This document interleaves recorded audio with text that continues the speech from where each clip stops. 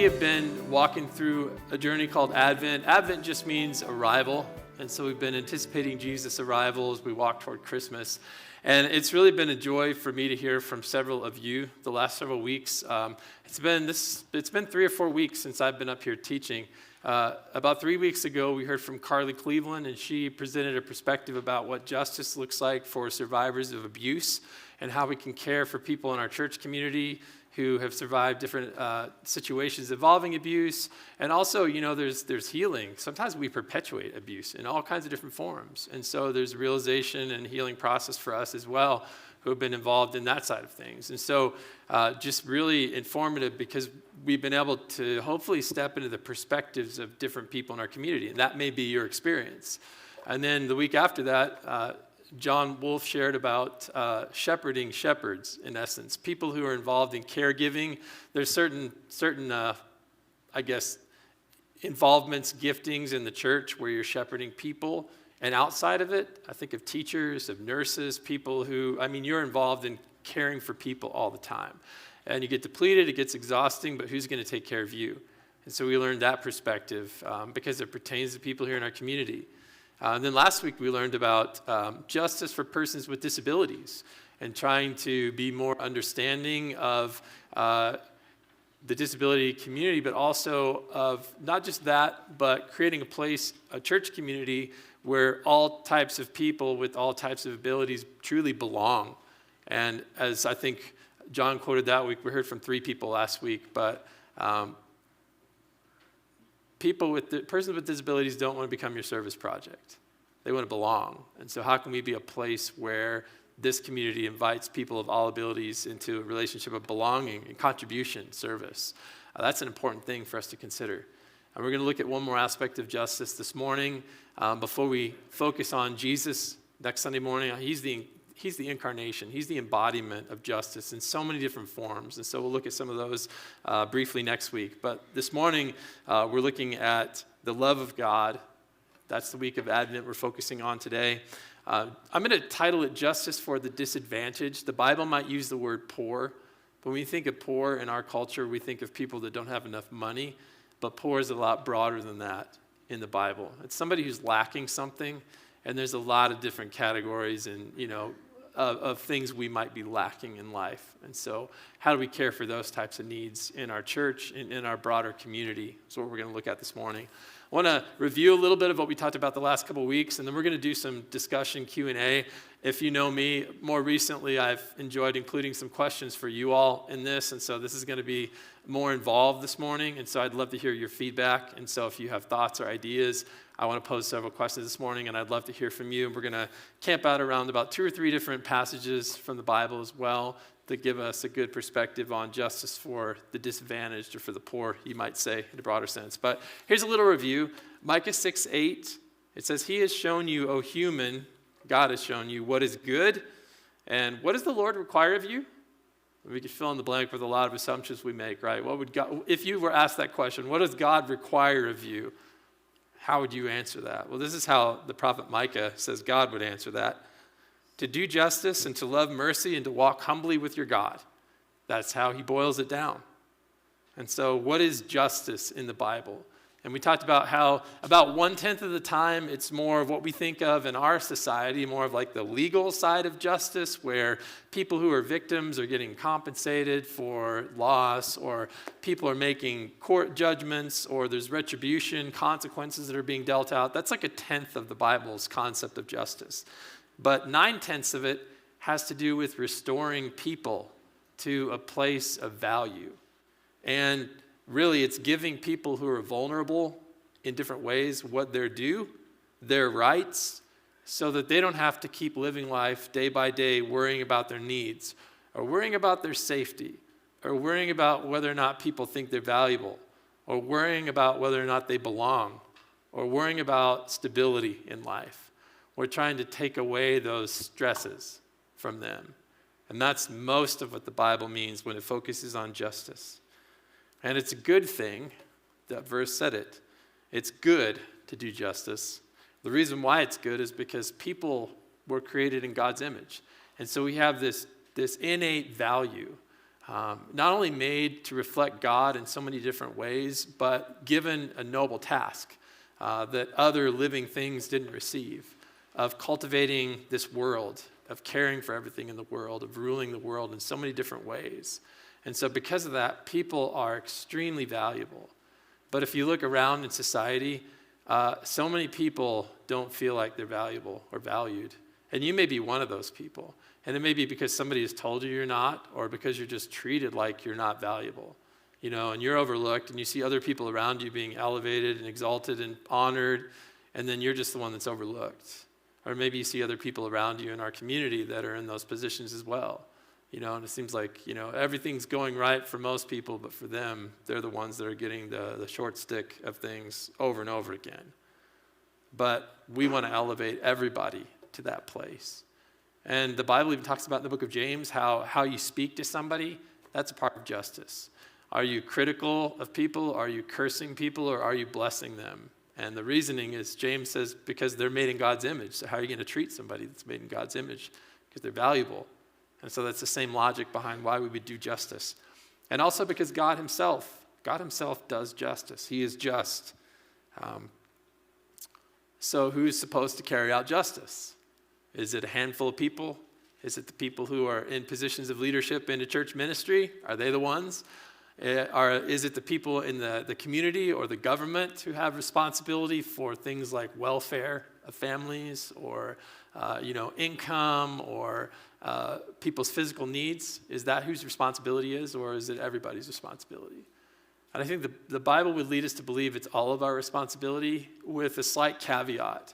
In Jeremiah chapter 9, it says, "This is what the Lord says. The wise person should not draw attention to his or her wisdom. The strong should not draw attention to his or her strength.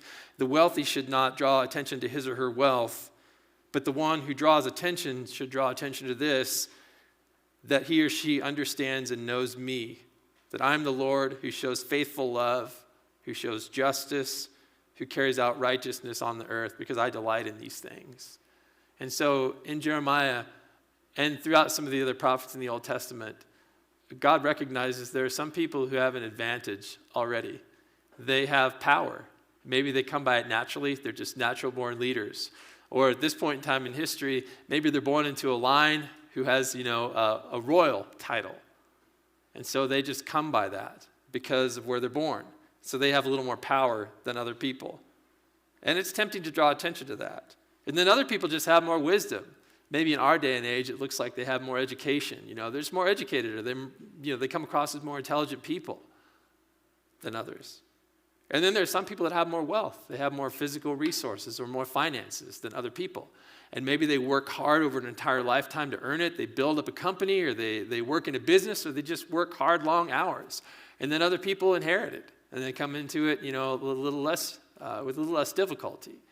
But for whatever reason, some of us are a little bit ahead in the game in those different categories. And it's easy, if that's your position, to look and say, well, look who I am. I have this. But God says, don't boast in that. Boast in the fact that you understand me. And part of understanding me is understanding that I'm all about justice. And so use those advantages to pour into other people, to help lift them up, to help encourage them and exalt them, and bring about a little more equality in their status, or their state, or their circumstances in life with the things that you have. You're going to share your surplus with other people in those areas. And so, yes, it's all of our task, but some of us have a little more extra that we can spread around to be agents of justice than others. And sometimes life shifts, right? You go through cycles in life where you're doing okay, you have some extra, and then a few years later, you're hurting and you're in debt.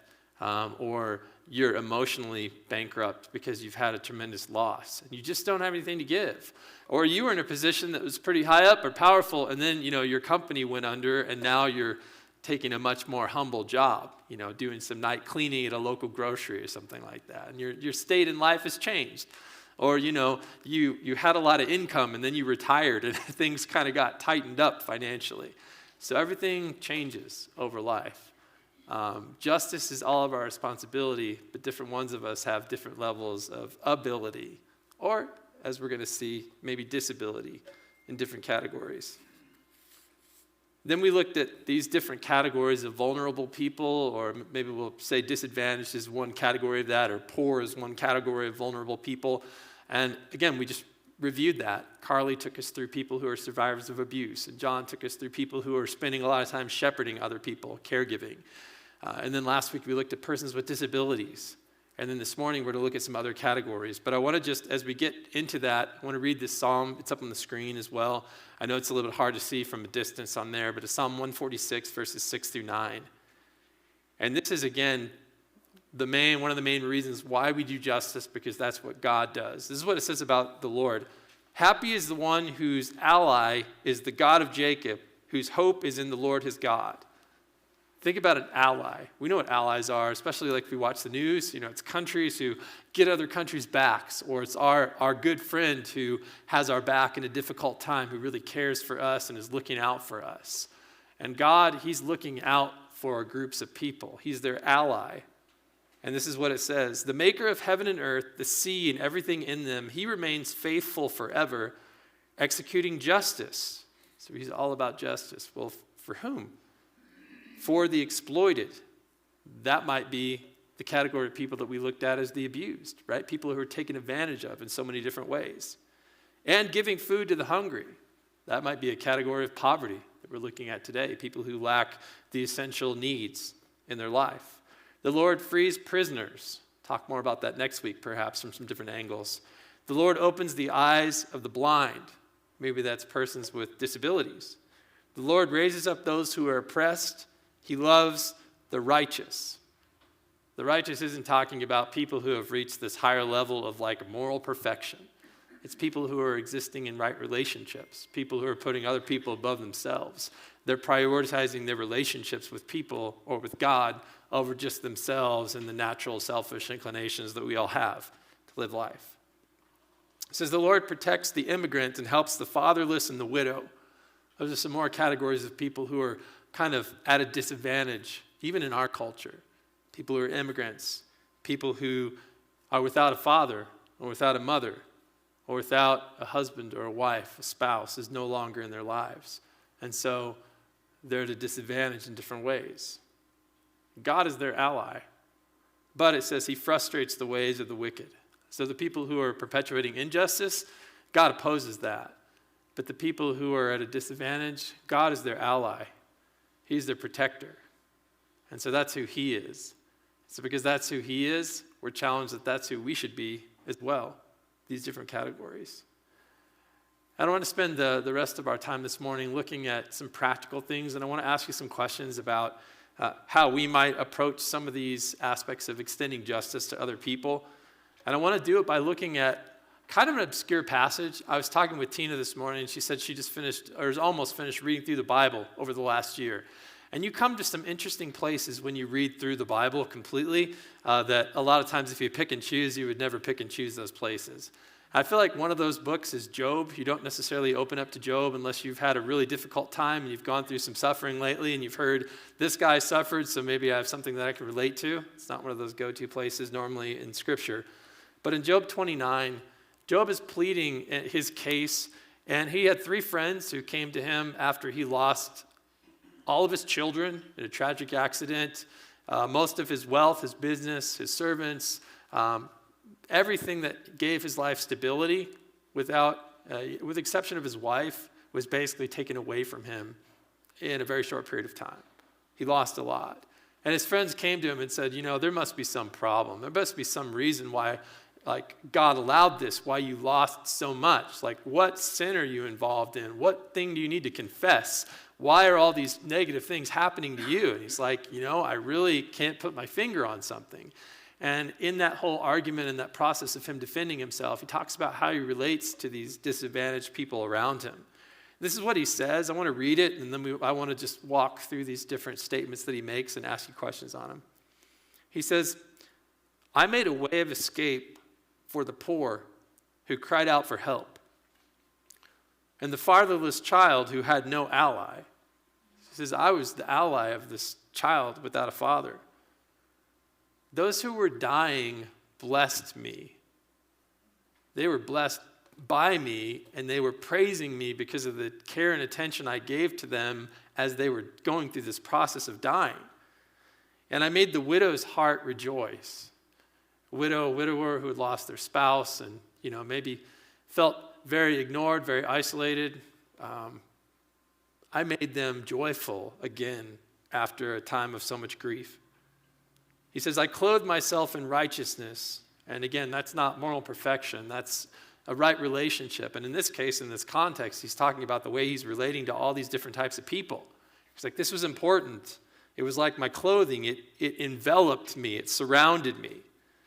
My just decisions, and just is another word for justice, right? All these ways of treating people. It was like a robe and a head covering.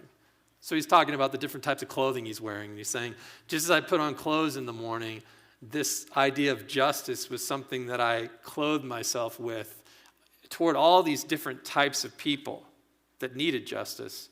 He says in verse 15, I was eyes to the blind. I was eyes to the blind. I was feet to the lame. I was a father to the needy, and I examined the plea of the stranger. And stranger has an idea of somebody who's not known in a society or a culture. So it's either the new person in town that just moved in from somewhere else, or it's the foreigner living in the midst of what at this point in time was, almost an exclusively Jewish culture. Somebody from another land nearby that had a totally different culture that was considered, an unknown factor, a face people weren't familiar with. Somebody from a distant land or another country or another city, something like that. I shattered the fangs of the unjust, and I snatched the prey from his teeth. He's not just looking out for the needs of people who have them, but he's also advocating and opposing people that are oppressors. So he seems to really be about the same kinds of things that God was about in that psalm we just read previously in Psalm 146.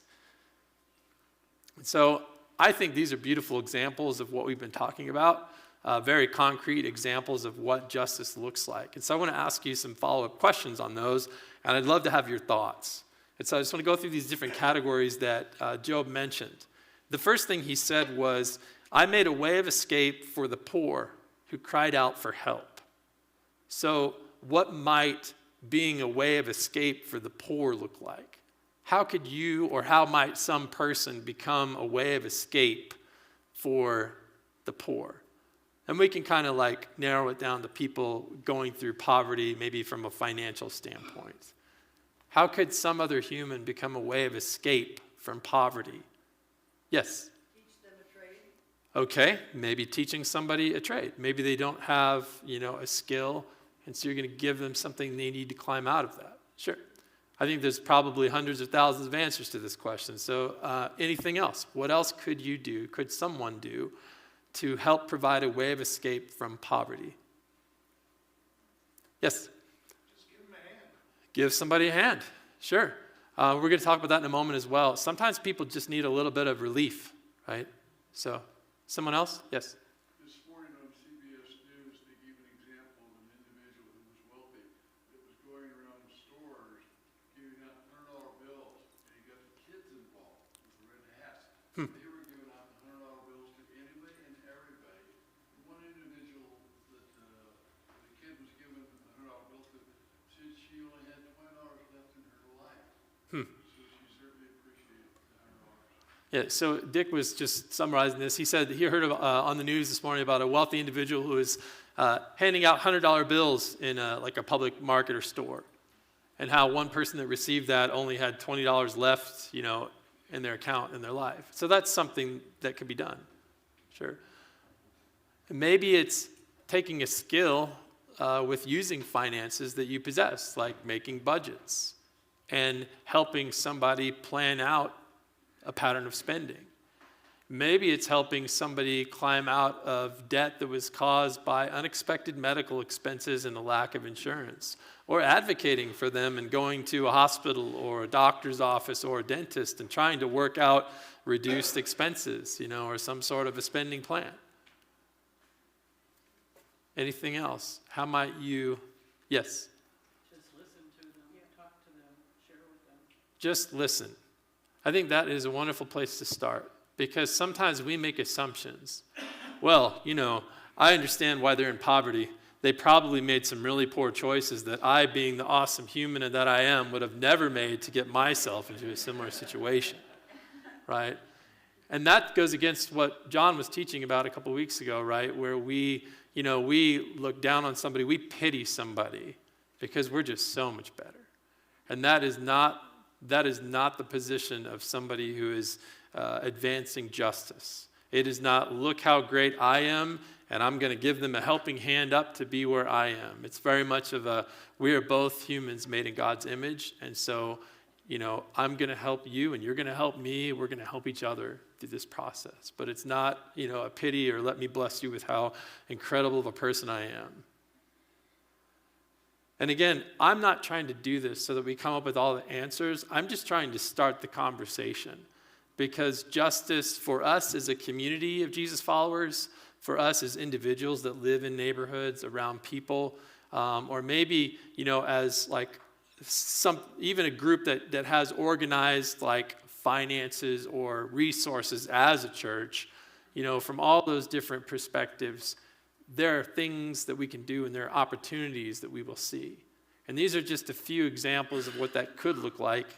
But this question is something that I think we should ask ourselves consistently because more and more opportunities will come up all the time. But being an advocate for justice is providing ways of escape for people in poverty who are disadvantaged by their economic circumstances for a variety of different reasons. I think you're exactly right. It starts with listening to someone's story and seeing what their needs are as well. He also says here, and the fatherless child who had no ally. So he's becoming an ally to somebody who is a child who's fatherless. What could that look like? A child without a father, a child without a mother, and you become an ally of them. How could you become an ally of a child without a father or mother? What do you think? Yes? Be their mentor. Sure, exactly. And it might start with a relationship that you have. Maybe they have one parent. Maybe as a result of a divorce, or just one parent is out of the picture, or one parent has passed away. Or maybe it's a child without parents who's maybe in the foster care system or being adopted, something like that. And so you are stepping in and you're being a mentor and a friend, and you're probably working with the family of that individual as well, or the caregivers of that child as well. Sure. How could you be an ally of a child without a parent? Yes? I taught continuation high school for a long time. Okay. There were many students who never saw their parents. They communicated through a note on the room table, or now it would be by phone. They had, in essence, no mother or father because they were alone all the time. Sure. So the teachers who had that bent or who wanted to became their mentor and changed lives because they had someone they could talk to and someone who listened to them and someone who made them feel worthwhile. So June kind of added on to that idea of a mentor being somebody as a teacher or somebody else in their life who would sit down and talk and listen and kind of bridge the gap when parents were unable to be around or things. And just to add on to that, we had an experience a while back where we were able to support a single parent home by providing some childcare so that the parent who was in the family would be able to go to work. And sometimes it's not just mentoring the child, but it's creating space for the one parent maybe who is in the home, or the caregiver who is taking care to have a little bit of respite or time to go work or things like that. So there's lots of different angles on how something like that might look. And this is just the very start of that conversation. Yes? Simple, bring them to church. Okay, yeah, I mean, and again, with bringing them to church, church is not going to be like the end-all of solution, but it's introducing them to another community of people, and maybe to a relationship with Jesus as well in the process. And, obviously in conjunction with their parents, caregivers, family, things like that as well. But maybe that would be, a valid thought. Anybody else on that? Yes, in the back. Make them a part of your family occasionally. Bring them over for dinner, play games. Sure. Whatever you would do as a family. Bring them into that picture. Invite their family into your family. Great, yes. I was just gonna say, extending that, and also like if you know somebody who is on the front lines, like a foster parent, or someone who's advocating for children, or a teacher that's burnt out, like supporting the people that are doing that work, because not everyone can be a foster parent, but a lot of us can bring meals, or again, support and encourage. Not all of us are supposed to be teachers or whatever, you know? Sure. But supporting those people that are doing that work is also a way to keep it going, where we have less people burning out or not able to do that work. Yeah, that's great. So supporting people who are giving care, or who are doing mentoring, or who are parenting, a child in a single parent, family type situation. And so how can we support them? Maybe we're not the mentor type, but we can provide meals or assist families in other ways. Sure, those are excellent thoughts. The dying blessed me. What might caring for those who are dying look like?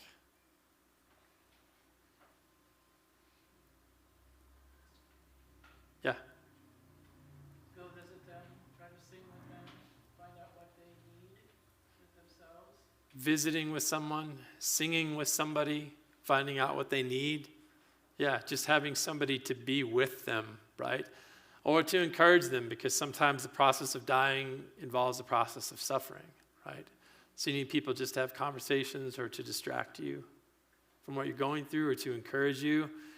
I've even heard conversations with people who they talked about the hope of life continuing on after life on this earth is over. And what does God have ahead for them? How can you give someone hope? Any other thoughts? If maybe you have experience with that, or you've been involved with hospice care, or you have walked a parent or even a child through that process yourself. Well, when my dad was dying, my wife and I would sit up with him all night long so that my mom could get rest. So it was a good relief for her knowing that somebody was there with him. So. Sure, because people who are caring immediately for those who are dying, they will need a break or a rest, and so providing some respite for them as well, whether it's a parent or a friend, just sitting there to be with someone, right, so they aren't alone. Yeah, those are great thoughts. These are not easy topics of conversation, and I apologize if these are things that bring up, difficult or tragic circumstances in your own lives, because undoubtedly we ourselves, or people that we know, have been involved in some of these situations that we're discussing. He says here, I made the widow's heart rejoice. Think about someone who's lost a spouse, a widow, a widower. How could you bring joy into their life? Yes? I think a sense of humor A, is se- necessary during that time. a sense of humor, okay. I joked with my dad and made him laugh on his dying bed. Wow, He laughed. yeah. That was great. He thanked me for that. Yeah, sometimes you need those reminders of things to be thankful for and things you can laugh about, in conversation, especially if you're a good friend, yeah. How might you care for a widow or widower? Yes? You share the good memories. Okay, share good memories of the spouse that, left them behind, sure. Mm-hmm. Yes? Help with tasks that the other used to do. That's a great one, exactly. Because when you're without a spouse, what happens over a marriage is that each of you kind of have things that you take on. And somebody specializes. Maybe somebody handles the repairs around the house, and somebody does the cooking, and somebody helps with cleaning or laundry. And it could be either spouse that's doing those things, but when somebody suddenly is no longer a part of that everyday life experience, it leaves a huge void. And so what needs does someone have just to keep their house up, or to fix things that have, gone into disrepair, or to have a decent meal now and then? Those kinds of things are really important, yeah. And I think, too, another area that falls in this category. A few years ago, I was working as a youth pastor at a different church, and our teenagers would go over to a care center, like a nursing home type facility, about once a month, maybe a little more often than that some months, and just do craft activities for the residents there, or do songs. We did hula dancing one time, and so I don't think there's any videos anywhere that could surface of me trying to hula dance. Not that I'm talented with those things, but I've done it. And just having that kind of interaction where, I mean, a lot of times people are left alone and family or friends no longer see them. And they're basically there until their life ends. And it could be a few months, it could be a few weeks, it could be a few years. And they need care, which is why they're there, nursing care. But a lot of times they don't get much care as far as their emotions, their spiritual life, conversation, beyond the people who are paid to work there. And so that's another great opportunity, I think. And we have, I think, two facilities like that within about 6 or 7 miles of this church. And so that might be another avenue for that, to help a widow's heart rejoice. I've even played games, gone over and had game nights or game days at people's houses who have been left behind by a spouse as well. Take them out to a restaurant, have a meal together so they get some conversation, some interaction. All those are really practical things. One other thing, I lost my son 8 years ago. He was 56. And when you're with someone who's lost someone that they really love, they want to talk about their loss. They don't want you to talk. They want you to listen, and they want to talk. Okay, sure. They don't want you saying, oh, well, when I lost my grandfather or something. Okay. That's not what they want. They want to hear about the one they lost, and that's what Yeah. they need to do. So don't just take all the time telling your stories about how you've been through the same thing. Listen and let them talk, that's great advice. What about being, yes? I was just gonna add, it says, Job says, the dying blessed me, and I made the widow's heart rejoice. So I don't know what Job meant by the dying blessed me, but my guess is he went and talked to them before they were dying, because a lot of elderly people, especially before they die, feel like they have nothing more to contribute. They have no more value. But when you go and chat with them and say, what things could I do different? What would you do different if you were in my shoes? Ask them to explain some things to you that would be helpful. It gives them purpose. That's a good comment as well. You're blessed by hearing them. So when you're talking with someone in the later stages of life, Kevin was talking about how it's important to ask them for advice and on life and wisdom so they can contribute to you, because that's one of the blessings, especially if someone is up in years, they have experience and wisdom and things that you might not have. And so how can they continue to contribute even toward the end of life, giving you advice? Those are great thoughts. A couple more that I want to wrap up here, and then we'll kind of just have a couple final remarks this morning, a couple areas to think about. But what about being eyes to the blind or feet to the lame? What would that practically look like?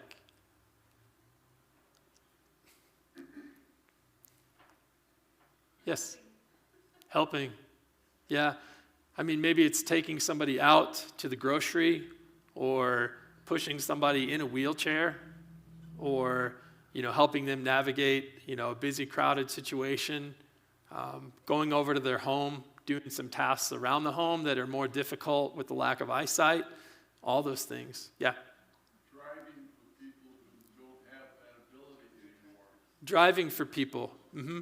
Yeah, and we've even had some needs that way in our own church community, right? To give people transportation because they're in a place, whether it's temporary or permanent, where they can't transport themselves. And certainly there are different groups that are in place, nonprofit organizations that can provide some of that. But for us as a church community, there's so much opportunity there to reach out to people. So those are great thoughts.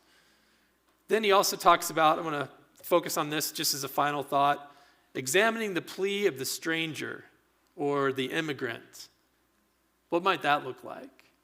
How could you assist people who are strangers in this part of the country, or maybe they're from another country and they found themselves living here through whatever circumstance, or maybe they're fleeing some sort of oppressive state or situation somewhere else, or they're newer to this country and less familiar with the culture.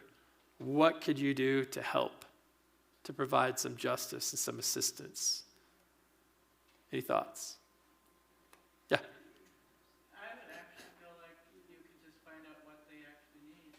Okay. There was a day when I had my own business at that time, Mm-hmm. and there was a man who had a sign saying he needed help. Okay. So I basically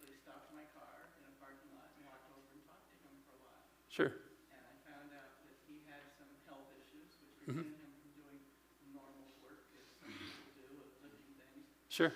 But to get him to a conversation of what he can do was important. Right. Just talk to them again and listen to see what their needs really are and what they really do want and what it is. They're not always out there begging because they want to make it easy. Okay, and so Shirley kind of focused our attention on a specific category of people that are maybe in a state of transiency or joblessness or homelessness as well. And that conversation, I mean, they are newcomers to a community as well. And so just starting out with the conversation again, like we mentioned before, what are your needs? Because everybody has a story. It's all going to be different. And so that's a beginning part for sure. Yes? Well, and to come to find out, he actually, because he was fairly new to the area, he didn't know what things were available to him, shelters, Right. where to get food, where to get help. And so we basically just gave him the information he needed on that to go for himself. He Sure. didn't necessarily want me to do it. I couldn't. Sometimes it's about connecting people to resources that are available. And if you're newer to an area, you're just unfamiliar with what resources are there. And some of the resources are us. And sometimes the resources are in place in other ways in our community. And so it's connecting people with resources that are available. Saying, were you aware of this? Because I think this opportunity or this place or this program or this person could really help you get to the next step in what you're looking for on this journey. So that's an important thing, I think, to say too. Yes, Leroy. Well, the majority of the things that were brought up, I am going through. And to me, it was just people come up to me with a smile, saying, I do understand what you're going through, been there, done that. And just that smile, that greeting. And to hear them say, we're with you, and I'm praying for you. That was my strength right there. So kindness and a smile and support and their prayers to know that they care, those things have been encouraging to you in some of these situations. Yeah. And I know your story, a little bit of it. And so obviously you've been through several of these different things. So I think it's good to hear from that. One more thought, and then I want to just wrap up a couple comments on this. I actually have a funny aspect to that. Okay? I was driving by and a person was out trying to gather things, collect money and so forth. So I stopped and I actually picked him up and took him to the airport. And what he was looking for was an aircraft or an airplane ticket to go somewhere. I bought him the ticket and then I had to go to the bathroom. I gave him the ticket and when I come out, he was gone. So I have no idea what happened to the aircraft ticket or anything, but it was a game that he was playing. Yeah, I don't know. Well, and I think too, you have to some degree, to help people out, you have to make yourself vulnerable because you have no control over what happens after you step in and you try to bring about justice. But just because of skepticism, I think skepticism can be a barrier because we have bad experiences and we automatically assume the worst. Maybe that prevents us from carrying out justice. And so I think, at times it's good to try to be aware, but at the same time, it's good to be trusting, I think, to a degree as well with people. And again, you never know how those things play out. And you have no idea, even on that situation, how things ultimately played out, right? Let me tell you a personal story, and then I'll wrap things up. I've been working a second job for the last several months, and a lot of my coworkers at this job, they were born other places. They came to the United States from other places. English is not their first language. And so I've gotten a lot of insights there. There's a lot of barriers that people face being a newcomer, and sometimes it's language. And so my first thought was, maybe I can teach them some of my language so they can navigate the culture. But then I thought, well, maybe I can learn some of their language to begin to navigate the culture. And as I started to do that, that became the obvious, better first route for me. It was first, not how can I bring you over into here, it's how can I meet you where you're at. And so it may require a little bit of a refresher course, or if you speak another language as your first language or second language or third language, putting that into practice and using it, again, to meet people where they are, or helping connect people to jobs, or helping people fill out employment applications that are written in English that's not their first language, to navigate that. or helping people learn a skill, or advocating in some ways, or even doing something simple like tipping people who are cleaning your hotel rooms, who are serving you in restaurants, who are doing construction work and these basic trades that require, some simple skills or maybe some complicated skills, but not a lot of language. It seems like without education and without a thorough grasp of the English language, there's a ceiling that most people hit. Now, there's a few industries, I think, that cross the line there, and you can kind of overlap. But those become barriers for a lot of people. So if you're newer here, just like if you moved to somewhere in Europe, let's say you moved to Switzerland and you don't speak German, there's going to be a limit to what you're able to do and how you're able to navigate the culture. And I think trying to put ourselves, in other people's shoes, but listening to their situation as best as possible and saying, how can I do the simple things to help them belong here in this place? That's something that's a valid perspective as well. There's a pastor, he recently went to be with the Lord, so he's no longer alive, but he was a pastor of a church in Manhattan in New York City for years. And he wrote a book about justice called Generous Justice. And he reminds us that this whole process we've been talking about justice, it's really a journey. And it starts with providing relief, the simple things you can do to address the immediate needs and the immediate problems. But then over time, if you want to help someone begin to walk to that place of independence perhaps, or less dependence, there has to be some personal development. And maybe that's something that you contribute as an individual. Maybe it's something that we contribute as a church community. Maybe it's something that you connect that individual with another person or another organization to help provide that development or that education to get them to a place where they can be more self-sufficient. But there's that journey as well. It's meeting the immediate needs with relief. Oftentimes it's a journey to a place of development. And then sometimes it's social reform, because there are just things that happen in the way that our society works that for some people it perpetuates cycles that keep people in these situations of injustice. And for others, it's just very difficult to escape for whatever reason, because they have a certain disadvantage. And so maybe it even moves to that. And at that level, you almost need people who have a heart for that. And even at the development stage, we're going to say, this is one of my missions in life. I'm going to help these types of people dealing with these needs, to move toward a state of more self-sufficiency. Or I'm going to address this social injustice that I'm seeing around me. And in this way, from this perspective, I'm going to focus on making a difference in this area, at least in my community, in my own community. But I think for all of us, the question I want to end on is, what's in the way? There's a verse that is in Zechariah, another one of those out-of-the-way places in the Old Testament. But it says, the Lord of armies says this, make fair decisions, show faithful love and compassion to one another. Don't oppress the widow or the fatherless, the immigrant or the poor. Don't plot evil in your hearts against one another. So it's saying, don't perpetuate injustice against these groups of people that are really easy to take advantage of, that are already at a disadvantage. Don't commit injustice to those people. But then it says, Zechariah says in response, but they refused to pay attention. They turned a stubborn shoulder. They closed their ears so they couldn't hear. They made their hearts like a rock. And sometimes we see people's needs, and for whatever reason, we've been jaded because we've tried to help somebody in the past and it didn't work out so well, or we're just skeptical, but we have these barriers. And sometimes it's our heart. Sometimes it's our selfishness. It's our self. Sometimes it's our priorities. We would be able to help, but we just don't have time. Or that other person, their needs just, they aren't the priority, because we have other things that are more important in life. We only have so much time. So how are we going to have time for the things we want to do and the time to make a difference in some of these categories of experiences people are dealing with?